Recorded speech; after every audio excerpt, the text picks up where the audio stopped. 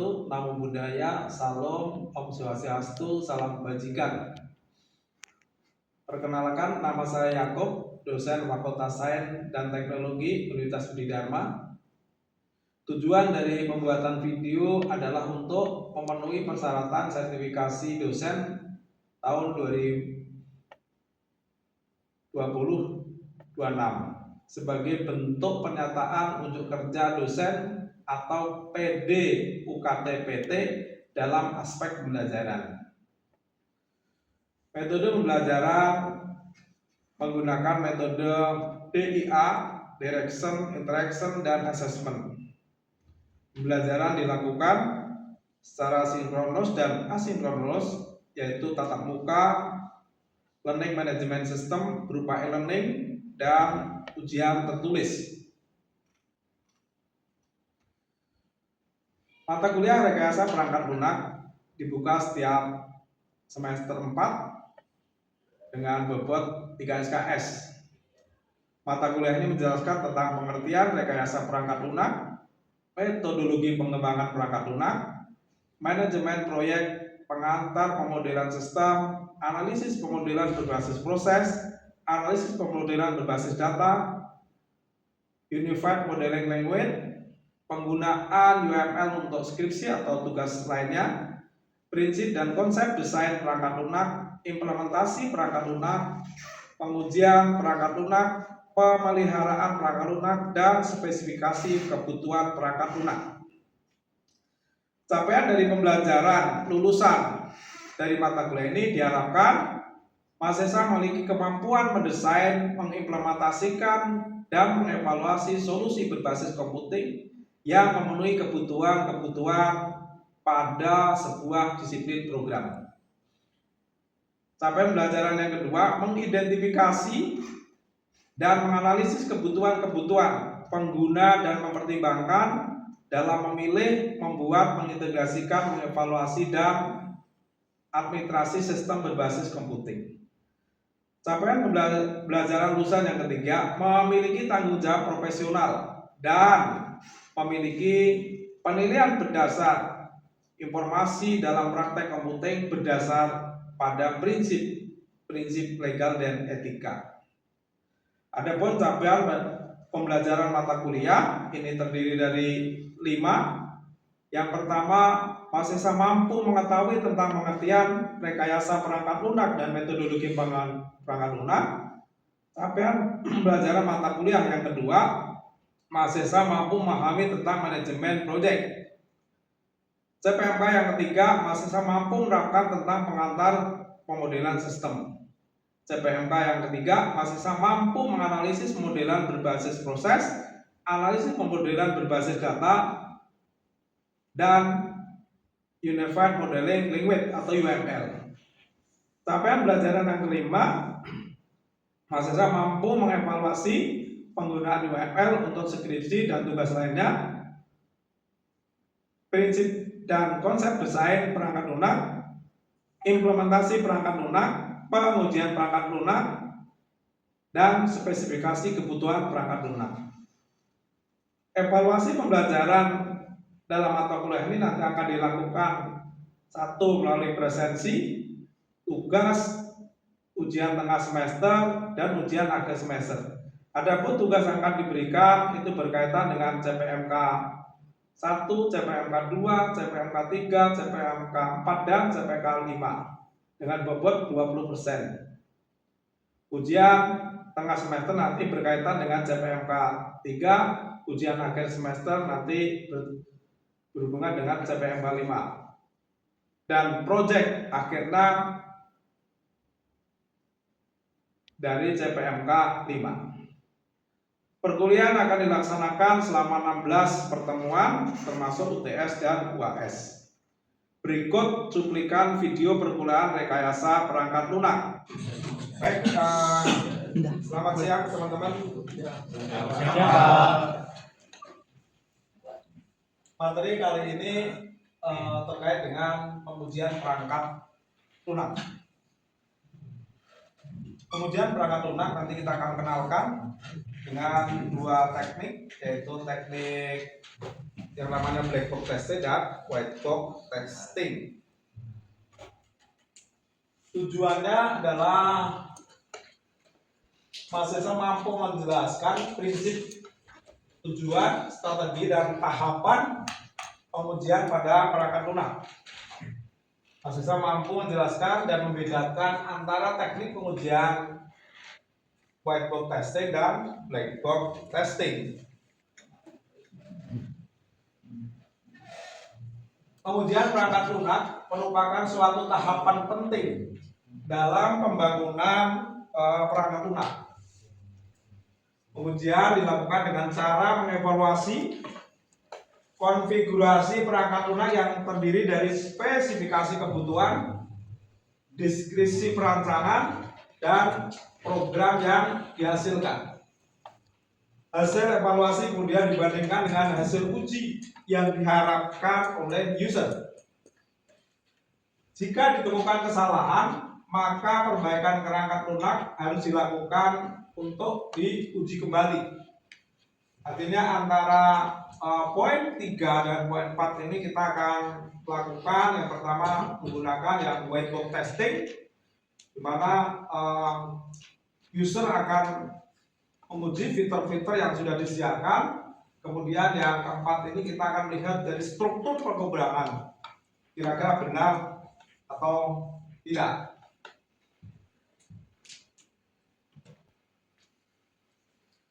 Kemudian ini tahapan pengujian.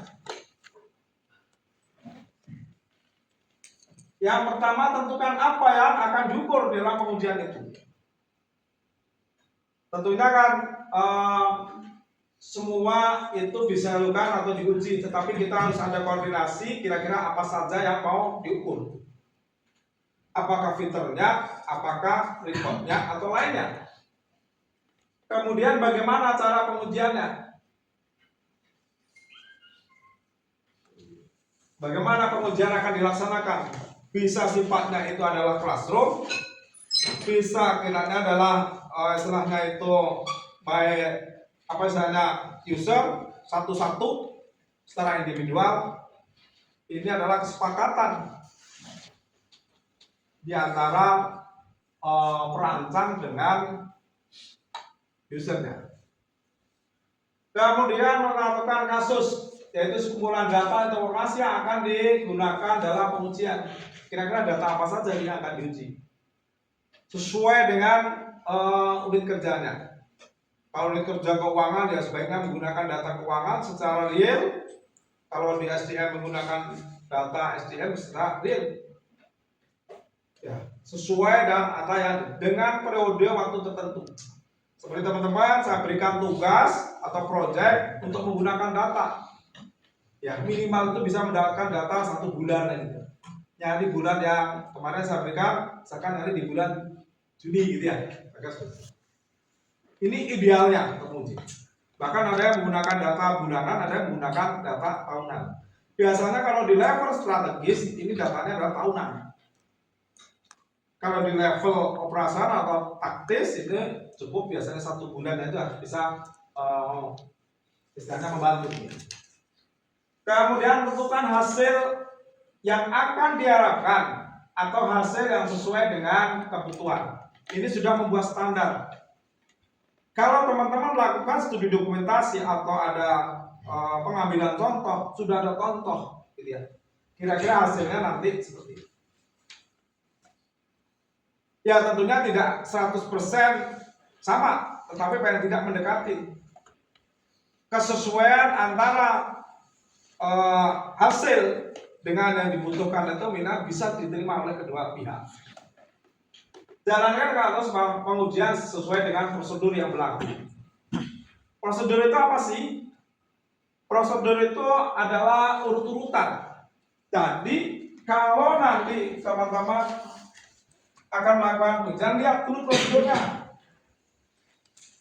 Awalnya dulu, ya prosedur itu kira-kira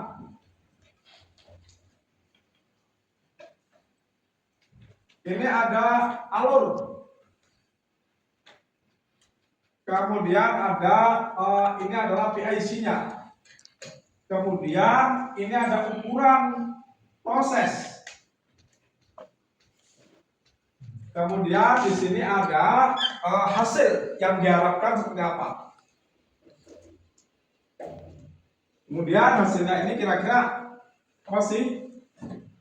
Buat saja nih keterangan.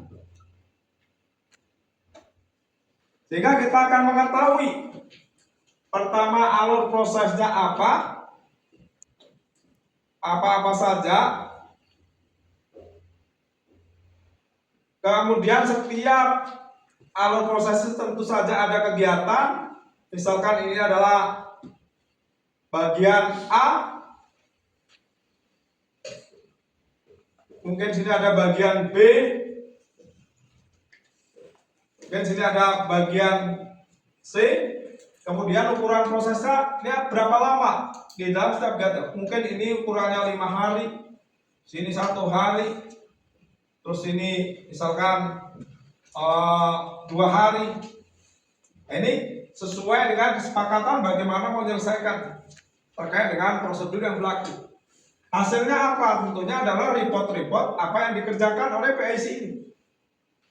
Kemudian siapa yang kira-kira berhak menerima report-report itu? Misalkan ini adalah hasilnya adalah laporan A. Untuk siapa? Misalkan untuk bagian B. Ini adalah laporan misalkan B. Untuk siapa? Untuk bagian misalkan C dan seterusnya. Inilah kaitannya dengan prosedur yang berlaku.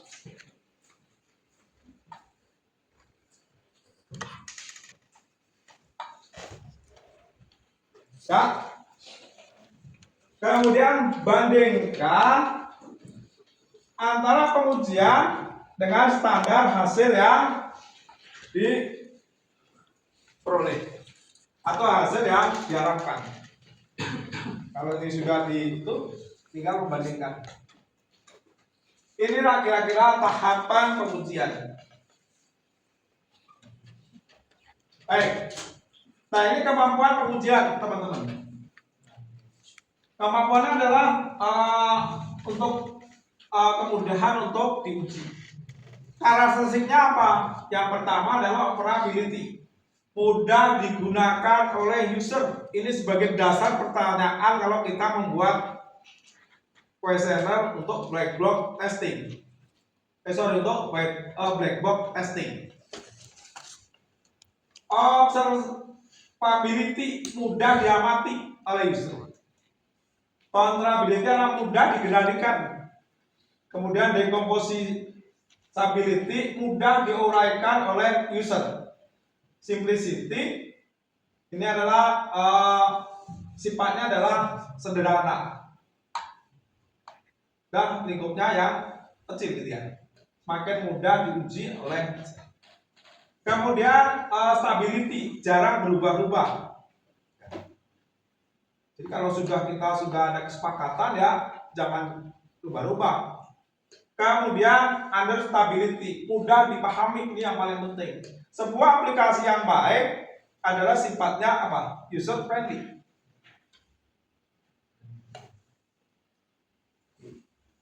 Ini terkait dengan karakteristiknya. Kemudian ini adalah jenis pengujian ya. Pengujian yang dilakukan oleh tipe pengujian unit berupa prosedur atau fungsi dan pengujian sistem. Pengujian fungsinya untuk memastikan setiap meter itu berfungsi. Contohnya teman-teman punya form input, form output, dan form lainnya, ini semuanya berfungsi. Ada perintah-perintah di situ, misalkan ada add data, save data, print data, setidaknya ini berfungsi. Apalagi kalau ini sudah ditampilkan dalam skripsi gitu ya. Tapi kalau di proyek benar biasanya berupa prototipe saja gitu ya. Kemudian prosedur.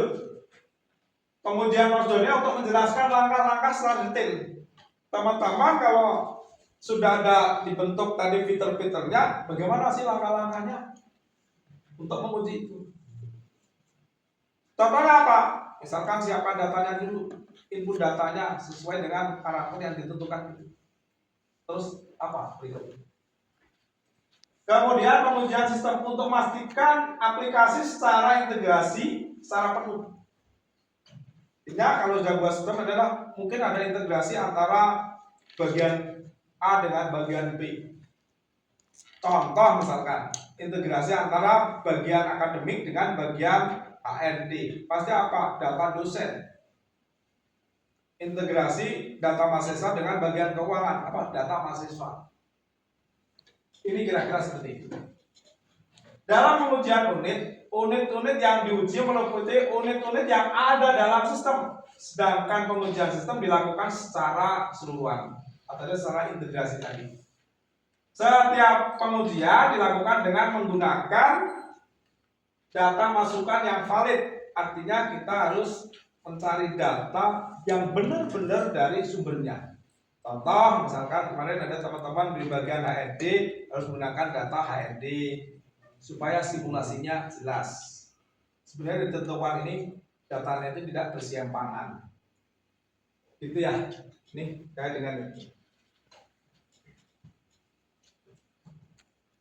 Kemudian ini teknik pengujian, ada dua teknik yang digunakan. Seperti saya sampaikan di awal, ada namanya black box testing. Kemudian ada white box testing. Black box testing adalah cara pengujian yang hanya berfokus pada fungsional aplikasi. User hanya berikan input dan memeriksa outputnya tanpa melihat struktur program yang ada. Kemudian whiteboard testing, cara pengujian dengan memeriksa struktur dan kode aplikasi untuk memastikan alur logika, pernyataan, pencabangan, dan kondisi berjalan dengan benar, efisien, dan efektif. Betulnya teman-teman kan akan dibuat kelompok-kelompok gitu ya. Istilahnya apa di dalam pemrograman? Modul gitu ya. Modul ini modul A, modul B, dan seterusnya. Ini kaitannya dengan whiteboard testing. Yang akan diuji kira-kira seperti itu. Harus memahami bagaimana itu kita perintah misalkan will do, case to, if then. Nah, tidak kan dasar logika pemrograman kan seperti itu. Kalau whiteboard testing, teknik whiteboard testing digunakan untuk melihat cara kerja software secara internal. Pengujian dilakukan untuk menjamin operasi internal sesuai dengan spesifikasi yang telah ditetapkan dengan menggunakan struktur kendali dan prosedur yang dirancang. Pelaksanaan pengujian whiteboard testing untuk menjamin seluruh independent part dieksekusi paling sedikit satu kali. Independent part adalah jalur dalam pemrograman yang menunjukkan paling sedikit satu kumpulan proses atau kondisi baru. Kemudian mengeksekusi pemulangan dalam batas-batas yang ditentukan. Di dalam statement kita sudah menentukan berapa lama kira-kira pemulangan ini. Terutama kita menggunakan teknik simulasi gitu ya. Sampai berapa sih kita bisa mendapatkan hasil. Tentunya harus dibatasi juga gitu ya. Nanti loopingnya nggak ketemu-temu kalau misalkan dibatasi. Kemudian menguji struktur data internal.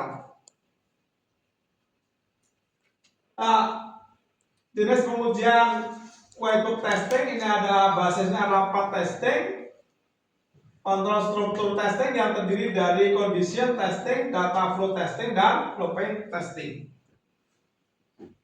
Ini contohnya. Kalau teman-teman menggunakan bahasanya 4TC, menggunakan notasi flow graph yang menggambarkan aliran kontrol logika yang menggunakan notasi pada seperti ini. Ada sequence, kemudian ada if, ada will, ada until, ada case. Ini adalah struktur dari pemrogramannya. Ini sebenarnya kelihatan kalau sequence itu selalu berulang terus. Kalau F itu untuk memilih will, biasanya will do gitu ya. Misalkan sampai di mana yang dikerjakan. Ini kira-kira contoh struktur pemrogramannya. Barangkali ini sudah dijelaskan di algoritma pemrograman, harusnya ini teman-teman sudah matang ini. Ini kan dasar sekali. Jadi kalau kita menggunakan menunjukkan skenario pengujian yang harus dilakukan untuk menjamin cakupan seluruh program, biasanya diuji dengan flowchart gitu ya.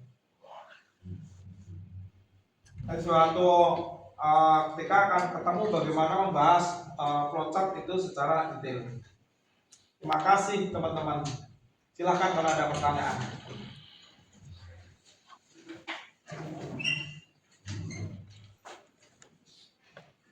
Ada pertanyaan nggak? Karena saya berikan pertanyaan deh. Ya. Kira-kira kalau kita membuat prosedur ini, ya prosedur kerja ini, kira-kira siapa nih yang membuat kesepakatan, misalkan untuk ukuran proses ini apa? Apakah ini harus ditentukan oleh satu pihak? Untuk bukan sepakat ini? Satu pihak kan? Ini harus ada kesepakatan antara pembuat dan pengguna. Berapa? Contoh apa yang paling jelas itu ketika teman-teman mengisi registrasi saat mau masuk kuliah gitu ya. Memilih apa itu mata kuliah kan sudah ditentukan waktunya. Nah, berapa hari saya tidak tahu, tetapi sudah ada, sehingga kalau sudah melebihi waktu itu tentunya sudah akan di-lock. Ya, sudah terkunci. Nah, bagaimana solusinya kalau di luar itu? Itu kan harus dibicarakan kembali gitu ya. Yang paling penting adalah ini harus ada dibuat kesepakatan. Kemudian urut-urutan tentunya ini juga untuk mempermudah sebenarnya alur proses ini biasanya akan dilakukan oleh si pembuatnya sendiri atau perantarnya. Di dalam observasinya mungkin akan mendapatkan alur proses itu yang tentunya sangat bervariatif. Karena masih kerja, ketika belum ada sistem, mungkin punya apa istilahnya cara yang berbeda-beda. Ini juga harus dipastikan dulu. Sehingga prosedur kerja ini harus disahkan oleh manajemen. Ini loh, prosedurnya harus dilaksanakan sebagai standar kerjanya. Ini. Terkait dengan PIC juga ini ada bagian-bagian tentu saja yang sudah ditegaskan oleh manajemen siapa saja. Fungsinya adalah supaya jelas tugas dan tanggung jawabnya. Ketika ada permasalahan, maka siapa yang harus dicari? Siapa yang harus menyelesaikan? Secara otomatis akan berjalan seperti itu. Bahkan akan tampil dan seterusnya. Oh, bagian ini adalah tugasnya si siapa? Bagian ini siapa lagi? Yang selanjutnya adalah terkait dengan hasil. Hasil ini bisa berupa data, bisa berupa informasi, bisa berupa dokumen, bisa berupa laporan. Hasilnya itu kira-kira akan disampaikan kepada siapa? Selain dirinya sendiri, ketika kita sudah melakukan pekerjaan, tentu saja akan buat laporan ya. Minimal disampaikan kepada atasannya atau pihak lain yang terkait. Misalkan tadi kalau kita bicara integrasi antara sistem akademik dengan HRD, maka hasilnya paling tidak HRD dengan akademik itu harus menerima. Kalau tadi ilustrasinya akademik dengan keuangan, ya bagian keuangan dan akademik itu juga harus menerima. Fungsinya apa? Ketika nanti terjadi kesalahan, maka yang harus dihubungin adalah kedua bagian ini. Karena teman-teman ada masalah dengan keuangan, kan harus dihubungin pasti adalah dengan pihak akademik, dengan pihak keuangan kan? Bagaimana solusinya? Pasti di antara kedua belah pihak itu akan memberikan solusi yang terbaik buat kita. Itu kira-kira.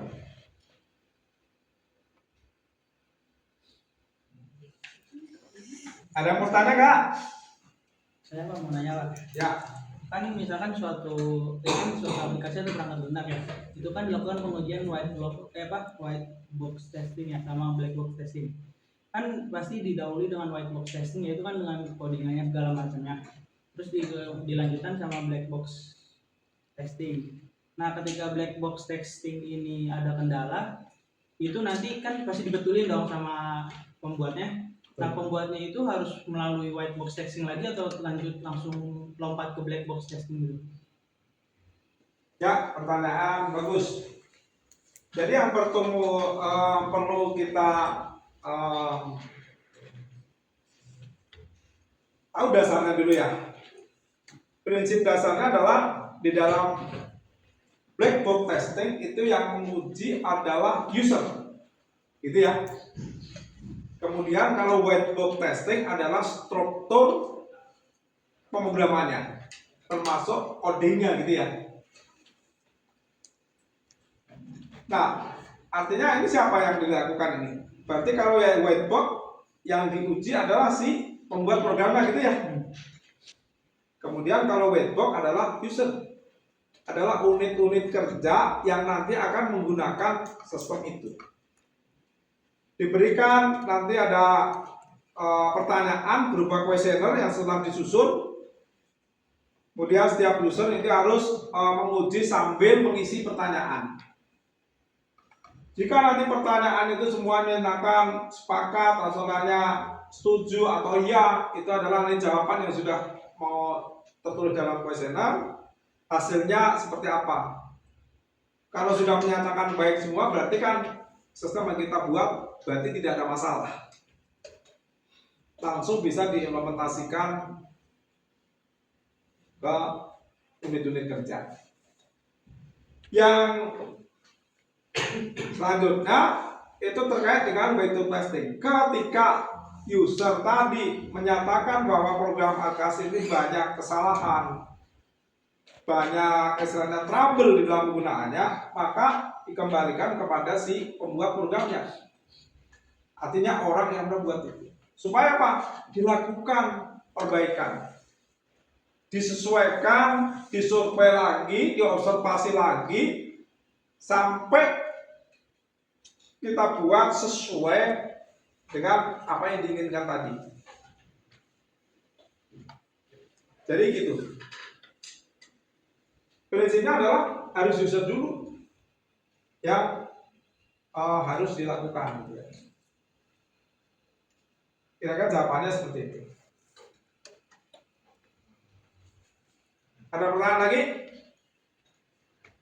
Kalau tidak ada pertanyaan lagi, barangkali kuliah hari ini kita akhiri. Terima kasih atas perhatiannya. Mohon maaf atas segala kurangannya. Sampai ketemu minggu depan.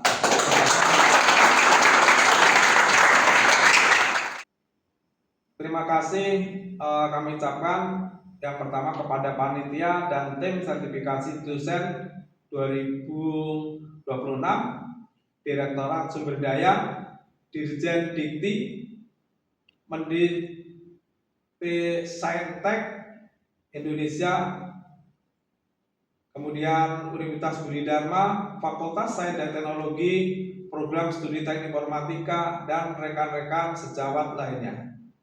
Assalamualaikum warahmatullahi wabarakatuh. Namo Buddhaya, Salam, Om Swastiastu, Salam Kebajikan.